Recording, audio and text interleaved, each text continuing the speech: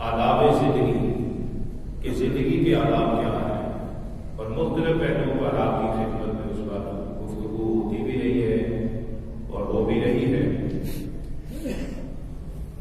اگر اسی کو ہم منسلک کریں اپنے گفتگو کے ساتھ، آج چونکہ 14 فروری ہے اور کچھ باتیں میں نے پچھلے جمعے بھی آپ سے عرض کی تھی آخر میں کہ رہی زندگی تو کچھ آگے جمعے آپ کی خدمت میں عرض کر دوں گا،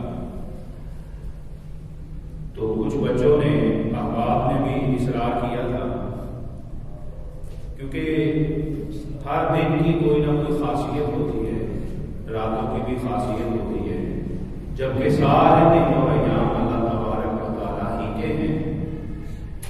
جس طرح اس نے اسلام کے مطابق اپنے دنوں کو خاص، راتوں کو خاص رکھا ہے اور امت کو اس کے اندر ثواب عطا فرمایا ہے، اسی طرح خیر کے ساتھ ساتھ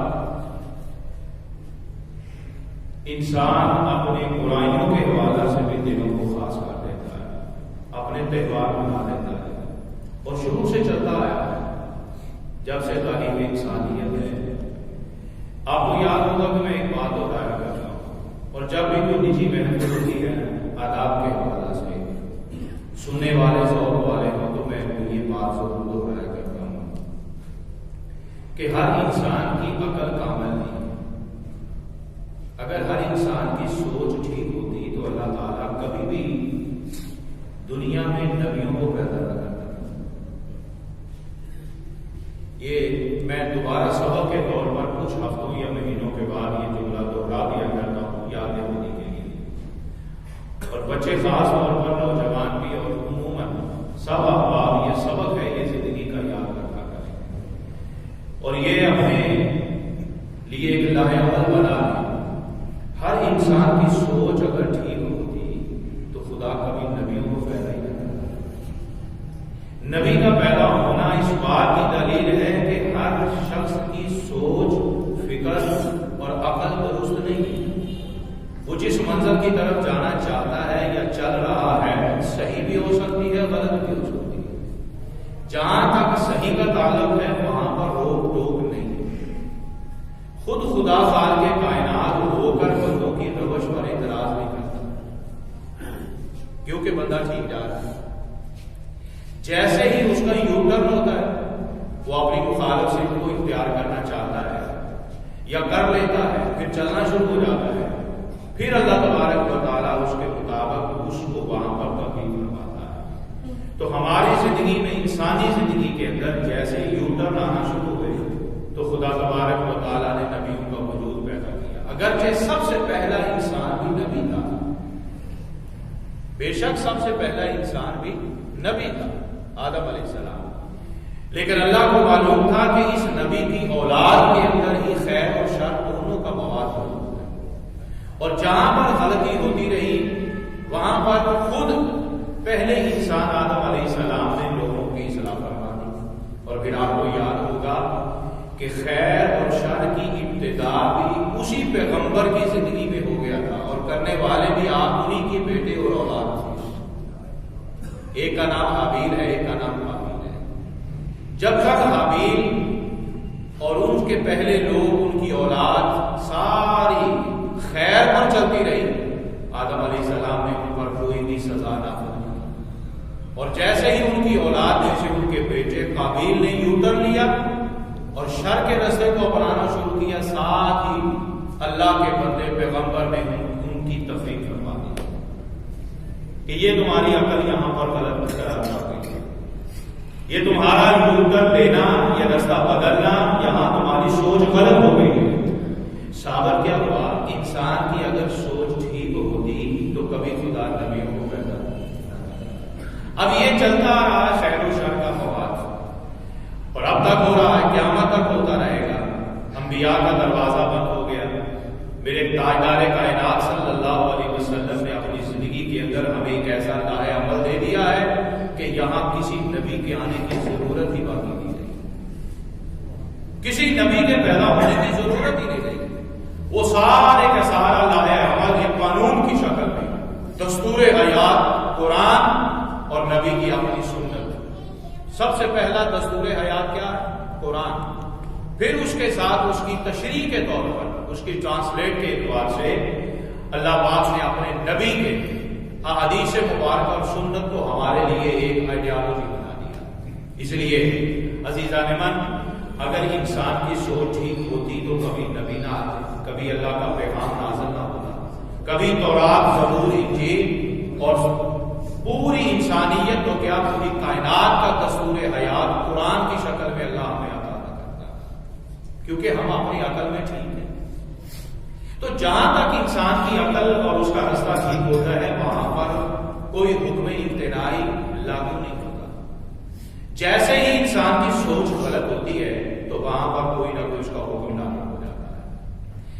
اہل مکہ میں حضور صلی اللہ علیہ وسلم نے زندگی گزاری، بچپن بھی وہیں گزرا، لڑکپن بھی وہیں پر گزرا، جوانی بھی وہیں پر گزری، یہاں تک کہ 50، 52، 53 سال کی عمر وہیں پر حضور نے گزاری. یہ تو 10 سال مدینہ پاک میں حضور علیہ الصلوۃ والسلام تشریف لائے ہیں، جب باقی گزارے ہیں 53 سال اہل مکہ میں تھے. تو اہل مکہ کے اندر اگر دیکھا جائے تو سوائے شر کے کچھ بھی نہیں تھا. میں نے ایک جمعے میں بتایا تھا کہ مکہ کی زندگی میں صرف چند وجود تھے جن کے اندر خیر تھی، باقی سارے کا سارا لاکھوں کی آبادی ہے، سب میں شر ہے. ہر کوئی اپنی آئیڈیالوجی کے مطابق جا رہا ہے. 360 بت خانے کعبے میں پڑے ہیں. اگر خدا ہی بنانا تھا تو پتھر کا خدا ایک ٹھیک نہیں تھا؟ 360 کیوں بنا دی؟ انہوں نے عبادت کا خدا الگ رکھا ہے، رزق دینے والا خدا الگ بنایا ہے، بارش اتارنے والا خدا الگ رکھا ہے، خوشی غمی کے خدا انہوں نے الگ بنا کے رکھے ہیں. گویا کہ یہ انسان کی ایک سوچ ہے، ایک آئیڈیالوجی ہے، ایک اس کی نفسیات ہے کہ جس کے مطابق اس نے کہا کہ یہ ٹھیک ہوگا، یہ مجھے رزق دے گا، یہ مجھے بارش دے گا، یہ مجھے مال دے گا، یہ مجھے اولاد دے گا. اب بدل گئی انسان کی سوچ، سارے کا سارا معاشرہ غلطی پر چل رہا. وہ حرم کعبہ کے جہاں پر نبیوں نے پتھر لگائے، جہاں پر نبیوں نے اس کو خانہ خدا بنایا، وہاں پر طواف کیے گئے، عبادت کی گئی، اس کعبے کے اندر خدا کے شریک لا کے رکھے گئے. جس کعبے کے ارد گرد طواف کرنے سے انسان کے گناہ ختم ہوتے ہیں، وہاں پر گناہ کیے جا رہے ہیں. لباس اتار کے طواف ہو رہا ہے. حجر اسود پر اپنے بتوں کے نام پہ ذبح کیے جانے والے جانوروں کے خون اوپر ملے جا رہے ہیں. سیٹیاں بجا کر طواف کرنے کو عبادت سمجھا جا رہا ہے. مرد اور عورت کا بے لباس ہو کے طواف کرنا وہاں شریعت سمجھی جا رہی ہے. صفا مروہ کے اوپر بدکاریاں اور زنا ہو رہا ہے اور اس کو وہ عبادت کہہ رہے ہیں. وہاں پر اصاف اور نائلہ نام کا 2 بت تھے. نبی پاک سید کائنات صلی اللہ علیہ وسلم نے جب مکہ فتح فرمایا، جب صفا مروہ پر سعی فرمائی گئی، پھر آقا دو جہاں علیہ الصلوۃ والسلام نے وہاں پر 2 بت لگے دیکھے. ایک کا نام اصاف ہے، دوسرے کا نام نائلہ ہے. ایک مروہ پہ لگا ہوا ہے، ایک صفا پہ لگا ہوا ہے. پوچھا گیا یہ کون ہے تو بتایا گیا کہ زمانہ جاہلیت میں اصاف نامی مرد ہے، نائلہ نامی عورت ہے. ان دونوں نے بدکاری کی تھی اور ان کی یادگار کے طور پر یہ بت بنا کے یہاں رکھے گئے ہیں کہ جو بھی یہاں پر آئے گا وہ ان کو یاد کرے گا. لوگوں، بدکار کرنے والے لوگوں کے بت بنا کر مروہ اور صفا پہ لگائے جائیں اور یادگار بنائی جائے. آقا نے تڑوا دیے، وہاں سے اٹھوا دیے، تو کیا یہ خیر ہے یا شر ہے؟ سارا معاشرہ شر کی طرف جا رہا ہے. تو چند وجود تھے جن میں سے ایک حضور کے دادا حضرت ہاشم پردادا، پھر آپ کے دادا عبد المطلب، آپ کے چچا ابو طالب، پھر نبی محمد صلی اللہ علیہ وسلم، آپ کے والد عبداللہ، آپ کی ماں سیدہ آمنہ رضی اللہ تعالی عنہا. یہ چند وجود ہیں کہ جو صرف خیر کو ماننے والے ہیں، باقی سارے کا سارا معاشرہ کم و بیش شر کی طرف جا رہا ہے. ان کے اندر خیر ہے، مگر اس تھوڑی سی خیر کو رب نے پوری کائنات کا دستور بنانے کے لیے محمد کو پیدا کیا.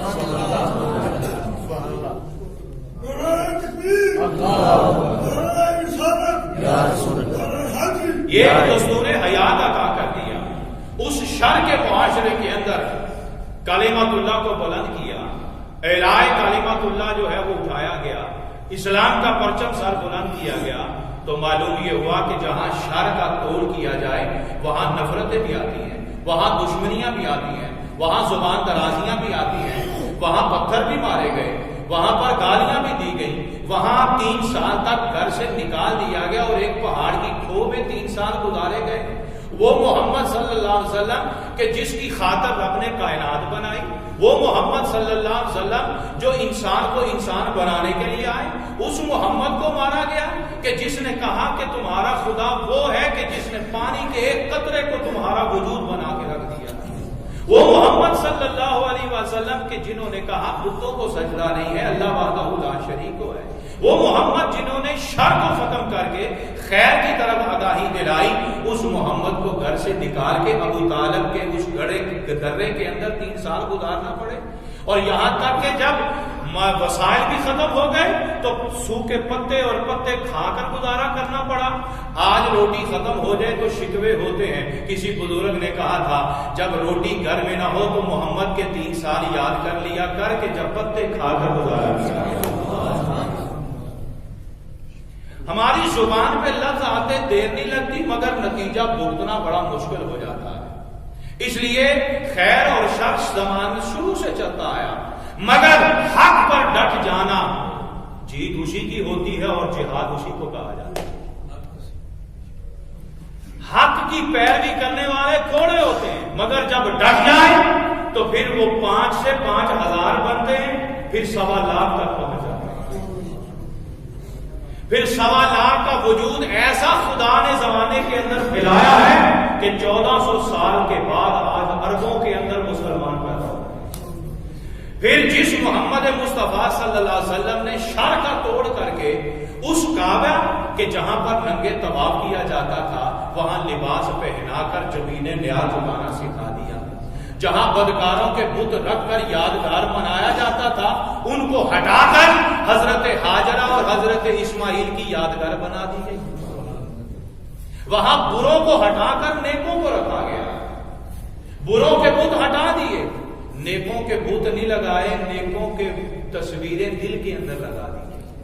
آج سبھا پہ جو بھی چلے گا تو یاد رکھنا وہ سمجھ لے کہ یہاں ایک پیغمبر کی ماں ہوئی ہے، مروا پہ چلے گا تو وہ سوچ لے کہ یہاں سے ایک نبی کی ماں واپس آ رہی ہے، اور پلٹ پلٹ کے وہ اپنے بچے کو دیکھ رہی ہے، وہ اسلاف کی یادگار بنا دی گئی۔ بتانا یہ ہے اگر ہر انسان کی عقل سوچ ہوتی، سوچ صحیح ہوتی، عقل ٹھیک ہوتی تو اللہ کبھی نبیوں کو پیدا نہ کرتا، کبھی نبیوں کو پیدا نہ کرتا۔ آج ہمارے اسلامی معاشرے کے اندر جو وقت قیامت کی طرف جا رہا ہے، چاہیے تو یہ تھا کہ ہم عبادت زیادہ کریں۔ اگلا وقت قیامت کا ہے، آثار قیامت ہمارے سروں پر مکھیوں کی طرح بنا رہے ہیں، ہم ہر چیز صبح و شام اپنی آنکھوں سے دیکھ رہے ہیں، یہ قیامت کا منظر ہے۔ جب 14 سال کی لڑکی سے لے کر 4 سال کی بچی کے ساتھ اجتماعی زیادتی کے بعد قتل کر دیا جائے، پھر ان کے ظالموں کو سزا نہ ملے، مظلوموں کو رسوا کر دیا جائے، تو سمجھ لینا قیامت کی نشانی ہے، سمجھ لینا قیامت کی نشانی ہے۔ جب تم اپنے گھر کے دیواروں کے اندر محفوظ نہ رہو تو سمجھ لینا قیامت کی نشانی ہے۔ جب تم سرے بازار جاؤ تو کچھ پتا نہیں کہ پسٹل لے کر کون تمہاری گردن پر تان دے گا، تو سمجھ لینا قیامت کی نشانی ہے۔ ایک وقت تھا کہ حضرت عمر رضی اللہ تعالیٰ عنہ نے حضور کے سامنے عرض کیا تھا، آقا آپ کے صدقے وہ وقت آئے گا کہ جب عرب ملک مصر یا یمن سے زیور سے لدی ہوئی خاتون اکیلی مکے میں آ کے حج کرے گی، مگر باحفاظت واپس بھی چلے جائے گی۔ آج پورے قافلے کے اندر کوئی محفوظ نہیں ہے، وہ منظر سے حضرت عمر نے تب بیان کیا، اور خدا کی قسم حضرت عمر کے زمانے میں یہ بشارت بھی پوری ہو گئی۔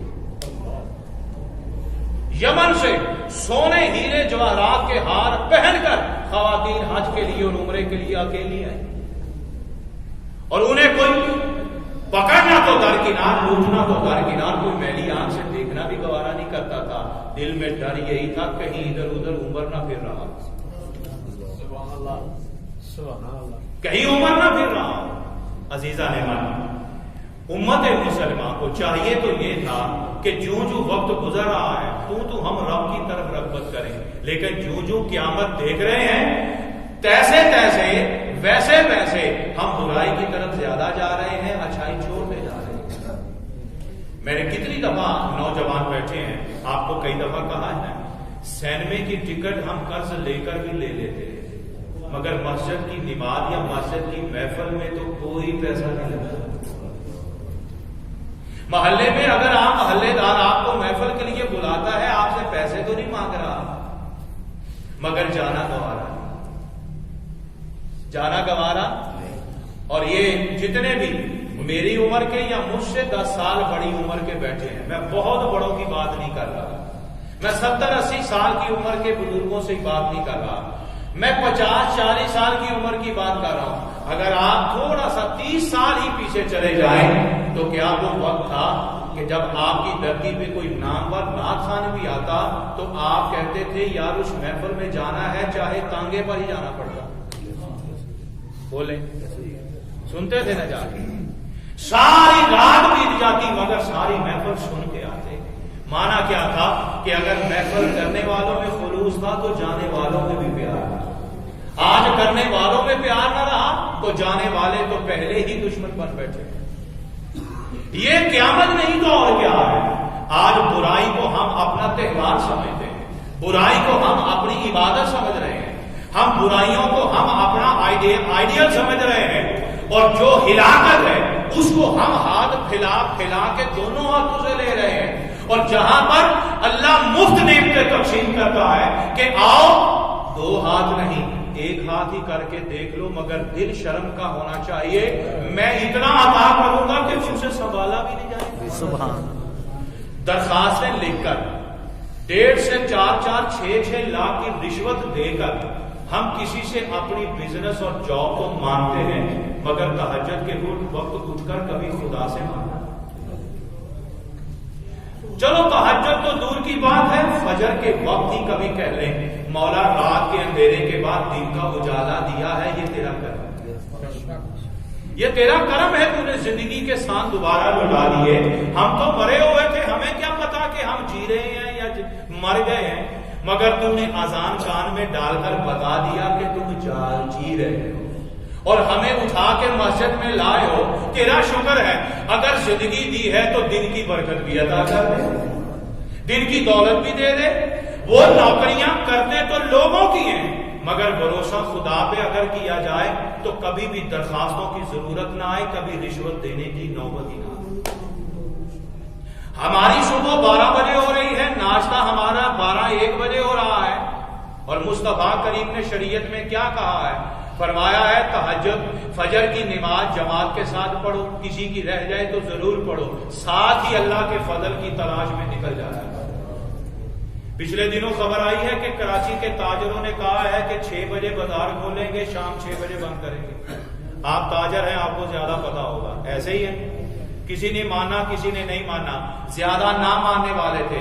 جب عوامی انٹرویو لیا گیا، عوامی، انہوں نے کہا یہ وہ تاجروں کا فیصلہ ٹھیک ہے، تو کئیوں کا انٹرویو ایسا آیا یہ بہت مشکل ہے، ہم تو اٹھتے ہی 12 بجے ہیں۔ یہ بات کرنے سے پہلے شرم میں ڈوب جانا چاہیے کہ 12 بجے بھی اٹھنا کوئی شریعت ہے؟ جب عوام ہی اچھے قانون کو پاس نہیں کرتی تو قانون کہاں سے بنے گا؟ سب سے پہلے عوام کا شعور اجاگر ہونا ضروری ہے۔ عوام اگر لاشعور ہے تو نہ قانون فائدہ دے گا، نہ نظام کبھی آپ کو فائدہ دے گا۔ شر کی طرف ہم پلٹ کے جاتے ہیں اور پیسہ خرچ کرتے ہیں۔ آج میں ایک بات کہنے لگا ہوں، آپ کے 10 منٹ آج زیادہ لوں گا، آپ کا پیغام اور میسج جو ہے وہ پوری دنیا پر جائے گا انشاءاللہ۔ ہو سکتا ہے بہت ساروں کو فائدہ ہو جائے۔ سب علماء اپنی اپنی ذمہ داری نبھا رہے ہیں، مگر ہر کسی کا اپنا اپنا ایک طریقہ کار ہوتا ہے۔ آج 14 فروری کتنے سالوں سے ایک برائی کا تہوار منایا جاتا ہے، مناتے کہ نہیں مناتے؟ یہ کسی جرنیل نے شروع کیا تھا غالباً 2006 میں یا 2008 میں۔ منانے والوں کو تو تاریخ بھی یاد ہوگی نا، وہ سن بھی یاد ہوگا۔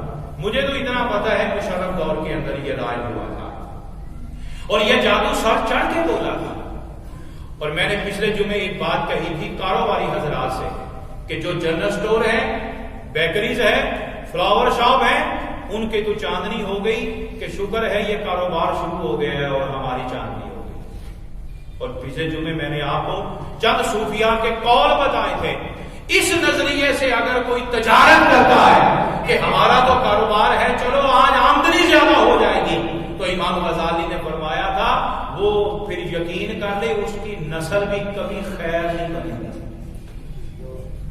وہ لقمے جس اولاد کو کھلائے گا وہ بھی یہی کام کرے گی۔ اور پھر بتایا تھا کسی درویش نے، اے پھول بیچنے والے، نقاب پوش لڑکی اگر اس دن کا تجھ سے گلاب کا پھول لینے آ رہی ہے، تجھے کیا پتا کہ نقاب کے پیچھے کون ہے؟ ہو سکتا ہے تیری اپنی بیٹی ہو سکتا ہے تیری اپنی بہن ہو۔ اب خیرت کا جنازہ کہاں جاتا ہے؟ مر جاتا ہے۔ عزیزان من، یہ ویلنٹائن ڈے کیا ہے؟ صرف بے غیرتی ہے، صرف اور صرف بے حیائی کا نام ہے۔ یورپ نے یوں سمجھے کہ ایک انویسٹمنٹ تھی، انہوں نے کاروبار بنانا تھا۔ انگریز کو کیا پتا کہ غیرت کیا ہوتی ہے، انگریز کو کیا پتا کہ اسلامی قوانین کیا ہوتے ہیں۔ یاد رکھنا، کافر صرف پیسہ کمانا جانتا ہے، قطع نظر اس کے کہ حرام ہے کہ حلال ہے، اسے اس سے غرض نہیں ہے۔ حرام حلال کا امتیاز اسلام نے دیا، وہ تو صرف اور صرف بزنس کرنا چاہتا ہے، وہ کسی بھی صورت میں ہو۔ اگر بزنس وہ اپنی آل اولاد اور بیٹیوں کا بھی دھندا کرنا چاہیں تو وہ کرنے کو جائز سمجھیں گے، کیونکہ بزنس ہے۔ وہ کیا ہے؟ بزنس ہے۔ اگر آپ کو یقین نہیں آتا تو پھر میں آپ کو ایک واقعہ سناتا ہوں۔ حضرت عمر کا دور ہے غالباً، تو آپ کے زمانے میں چند صحابہ کا لشکر ملک روم کے اندر گیا۔ جب رومیوں کو پتا چلا کہ مسلمانوں کا لشکر شہر میں داخل ہو رہا ہے تو وہاں کے جگیرداروں نے، انگریزوں نے، رومیوں نے کہا تھا کہ اپنی عورتوں سے کہا کہ تیار ہو کے نیم برہنہ لباس پہن لیں۔ تیار ہو کے، رومیوں کا حسن مشہور تھا، نیم برہنہ لباس پہنو، اور مسلمانوں کا لشکر شہر میں آ رہا ہے۔ یہ کئی دنوں کا قافلہ چلا ہوا ہے، اپنی بیویوں سے دور ہے، یہ گرد و غبار سے کٹے ہوئے کپڑے اور بال لے کر آ رہے ہیں، انہیں سہولتوں کی ضرورت ہے۔ اپنی عورتوں سے کہا، ان میں ان کی بیٹیاں، ان کی گھر والیاں، ان کی مائیں، ان کی بہنیں سب شامل ہیں، اور کہا نیم برہنہ لباس پہن کر رستے میں کھڑے ہو کر مسکرا کے انہیں ویلکم کہو۔ یہ جب نظریں اٹھا کے تمہیں دیکھیں گے تو ان کا ایمان ختم ہو جائے گا، اور ان پر جو اللہ کی رحمت برس رہی ہے وہ رحمت